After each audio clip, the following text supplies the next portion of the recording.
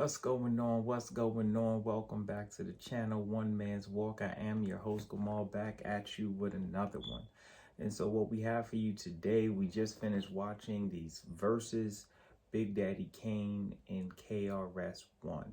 Now, you guys know how I like to do. I'll bring out the props when it's artists I know. So Big Daddy Kane, I'm not gonna front, it's a little before my time. I know I got the grays in and everything like that, but I'm 39 years old. And I didn't come up on Big Daddy Kane. I heard about Big Daddy Kane and heard great things. I'm be honest with you, my very first rap song, rap video, whatever you want to call it, was the 2 Live Crew Me So Horny video. I'm not gonna front. That was the very first video I seen on the box. For those who remember the box, way back in the day. I think the very first rap cassette tape that I ever bought, a rap album I ever bought, was The Chronic. And I remember playing that on the way home from Sam Goody or Maxie, whatever that, Camp Mill, one of them I went to. And I remember coming home with my dad and I was like, all right, let me pop it in. And I mean, the cursing in the intro, my dad looked at me like, what is this? Nah, buddy, you ain't getting this one back. I was like 10 years old in 92 or whatever when that dropped. And so, yeah, but KRS One, I didn't know him from the BDP thing in the 80s until later on down the line. So my really first introduction to him was, whoop, whoop, that's the sound of the police. And so that, I didn't buy that cassette tape, but I was like, all right, this is cool. But I did turn around, yeah, cassette tape. You know, normally I have the CD, but we're so far removed right here. We have these two. I had to dig these up out of the attic because obviously I don't have a cassette tape player anymore. But yeah, so we have the cassette tapes to the Step Into the World cassette, which obviously had the remix with Angie. It's not on at least the cassette tape version. I don't know if it was on the CD version. And then, of course, songs like The MC, the beat's supposed to drop right here. The beat's supposed to drop right here. Obviously, we got the MCs Act Like They Don't Know, which was the premiere record from the other KRS One CD. And then my record, Oh Yeah, which my guy, you guys know I love Rapper Joe. And so, just so you guys know, I think I'm going to pull it up. I did have it up here not too long ago. Yep. And here it is right here.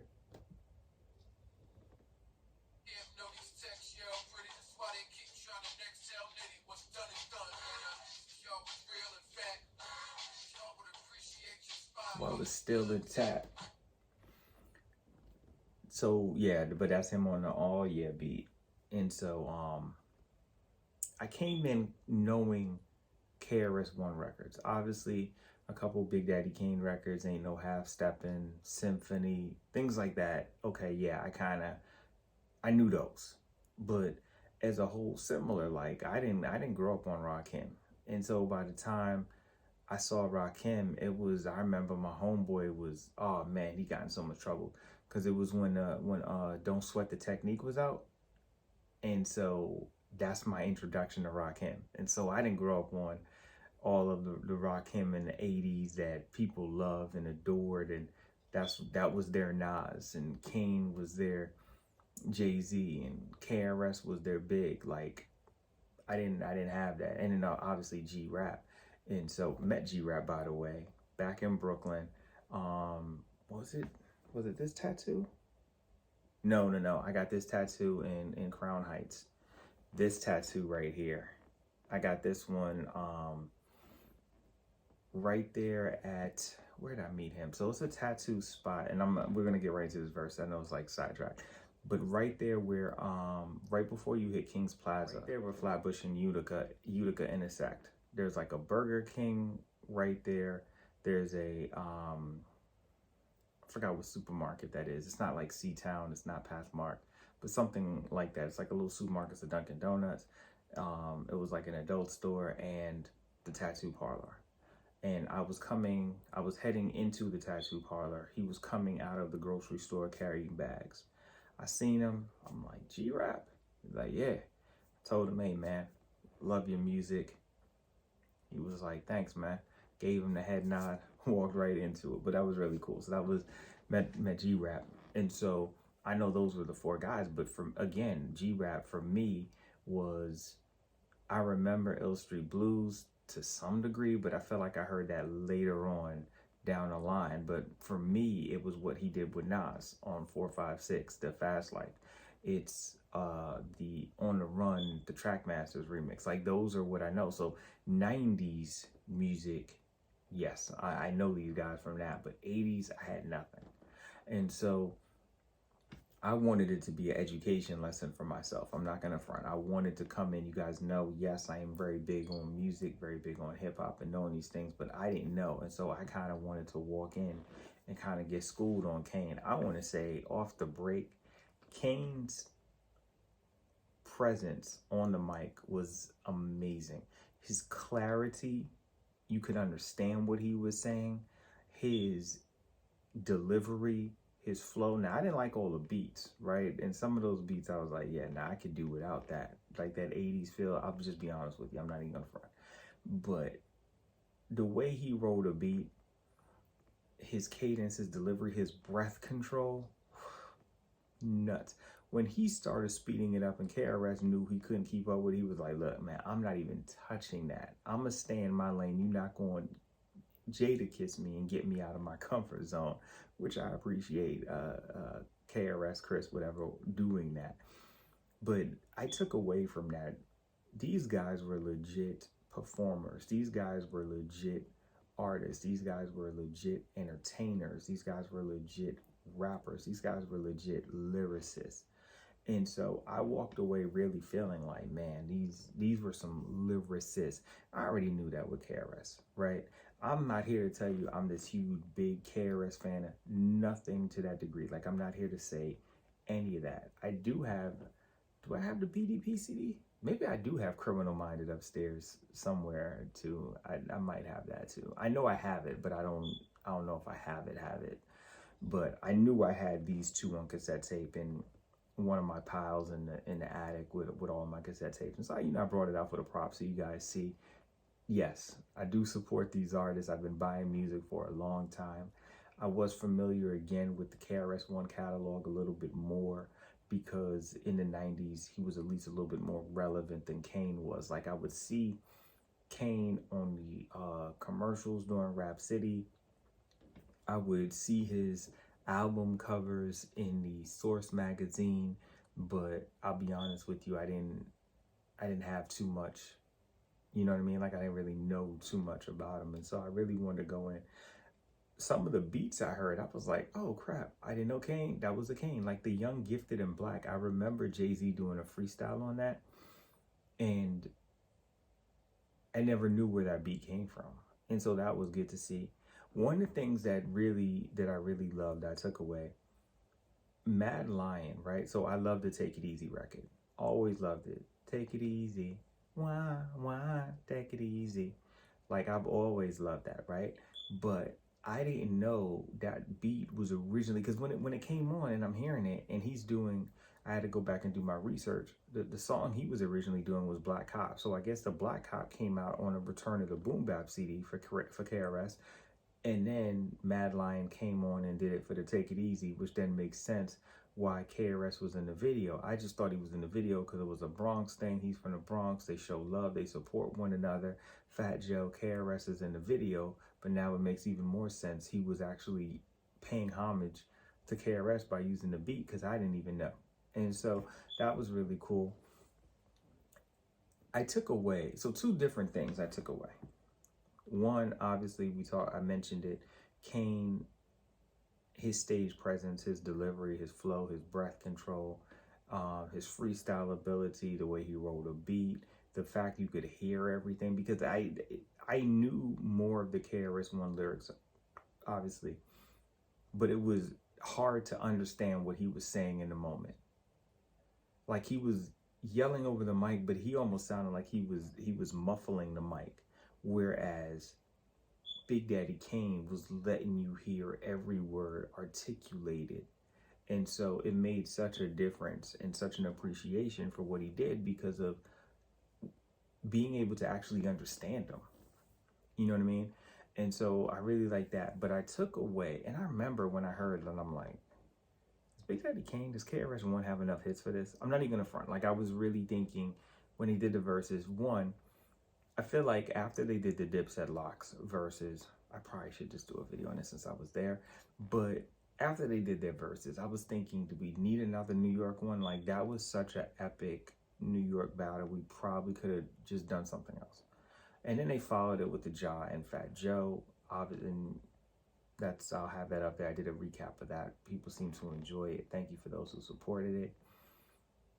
And I really enjoyed that. Those are two artists I love. I think Fat Joe's criminally underrated, and we don't even have to get into how underrated Ja is. My wife and I saw Ja in concert. That was absolutely amazing. What you saw in the verses was everything I expected I was going to see, minus the fact we did not get Ashanti when he came to Baltimore. That sucks, but hey. So when they announced this, I'm like, man, are they really doing 3 straight New York acts? Like, I get the New York love. You see it behind you. You already know what it is. But still, I understand for the rest of the country, the rest of the world, I don't know if the same appeal for New York is there. And so I'm like, yeah, I don't know if we really need 3 straight. Now, I 100% feel that after this versus, we should probably just leave New York alone for a little bit. I would actually like to leave rap alone for a little bit altogether. Let's do R&B. Let's do pop. Can we get a Britney Spears and Christina Aguilera? Can we get, I mean, obviously we'll never get this. I would love to get an Adele and Joss Stone. Probably never happening. Can we get a Irv Gotti and JD? So like, can we do something else? Can we go South? Can we go Midwest? Who can Bone go against? Can we get Bone Thugs in there? Bone got records. Can we get a Bone Thugs? Can we go back to the West Coast? Can we just do something else? Can we do another gospel? Can we do another dance hall? Where's Sean Paul at? I think he said he didn't want to do it, but maybe we can get Sean Paul. But I think we don't need another New York one for a little bit. I feel like that was great. We had 3 great ones. We could leave it. But KRS has records.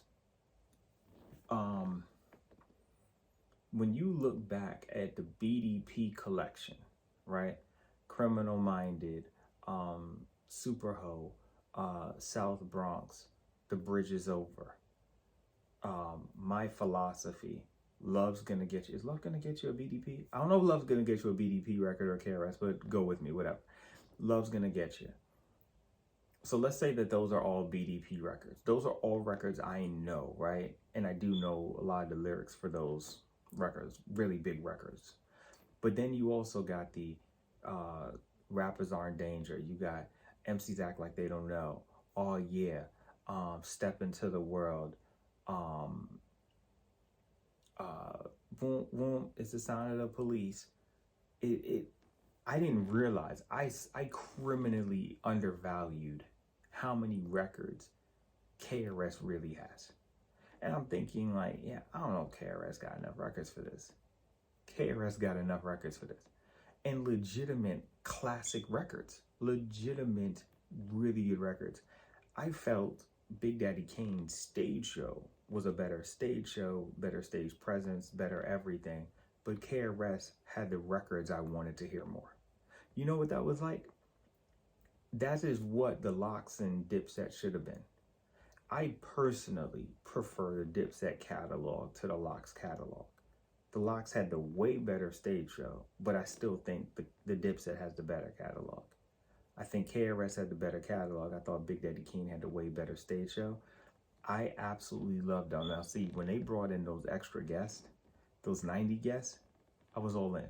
Because Buckshot, Black Moon, Duck Down, Boot Camp Click, who I will stand on this hill. I will stand on this hill.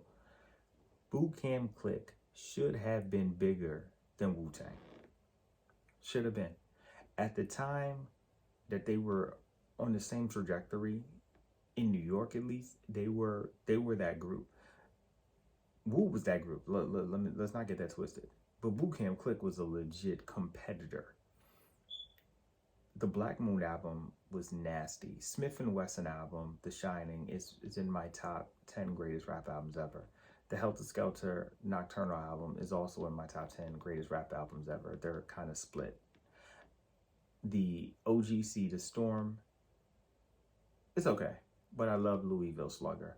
And Starang Wonder he was a star. I thought Louisville was my favorite member, but Starang was a star. And then they messed up because the Collective Boot Camp Click album did not have the beat minor sound, and it screwed it all up. But seeing Buckshot come out there and doing, which one did he do? He did How Many MCs Must Get Dissed, which makes sense because KRS is about the MC.